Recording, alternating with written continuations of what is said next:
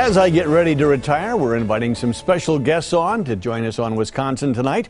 John Mercure of Newsradio 620, WTMJ is here. Thanks a lot for coming in. Oh my God, thanks for having me, Jake. You're here to heap on some abuse and tell some stories out of school, I trust. A little bit. First off, I want to say thank you, because when I came into the TMJ4 newsroom as a small kid, a young reporter, newsrooms are hyper-competitive. They are indeed. And within the newsroom, even, you fight for stories. You want the best story, you want the lead story, and it's intimidating. And from the beginning, you took me under your wing, and you said it was going to be okay. You calmed me down. And what a lot of people don't know, because they see you just sitting and doing the news, and we're getting to see a lot of your stories the next couple of weeks. Been fun. But at the core of it, you're a great journalist.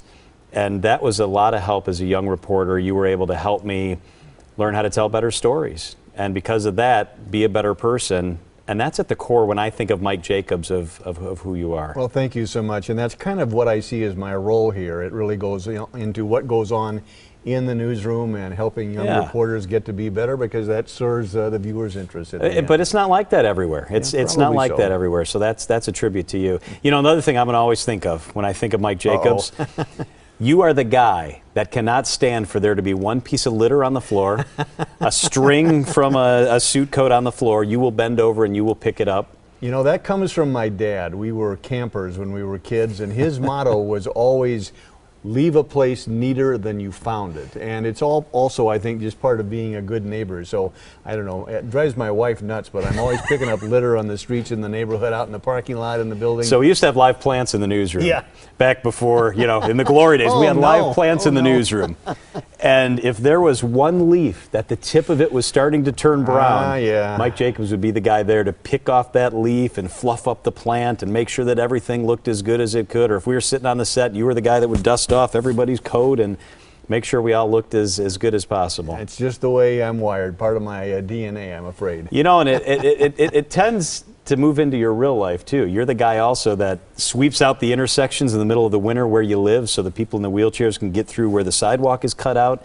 You're the guy here at the parking lot who helps us scrape off our cars. Mike Jacobs, I would go home and Michelle would say, man, I bet that was terrible after being at the station all day and your car was buried. And I'd say, it wasn't so bad. Jake was out helping to clear off all the cars. And she would say, Mike Jacobs? Not all the cars, That's who you are, though.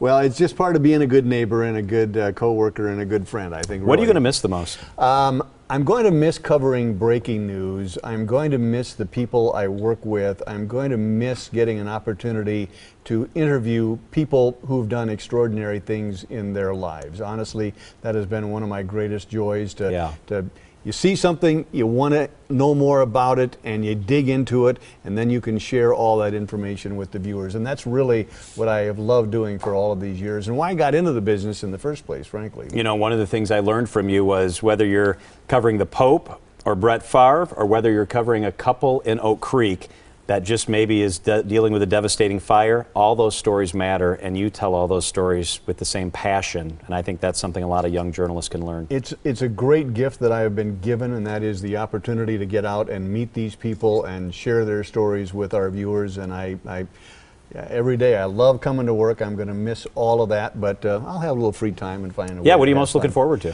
Just spending time with my wife. It's a very demanding job, and you've got 2 daughters of your own, and so there have been a lot of holidays worked and nights and events that have been missed, and so time with kids and grandkids and my wife. So that's what especially it's really all your about. shift, though. Your shift too. That's very tough. I mean, it's tough to even have dinner. Yeah. Hey, I also wanted to thank you quickly for all you do for me on the radio too. We have fun over there. You've never been bigger than that. You've always said yes, and our listeners love it. I look forward to it, and I appreciate it. Good luck. Yeah, absolutely. Thanks, Johnny. Yeah, appreciate thank you. it. And we're going to have several more guests over the next couple of weeks.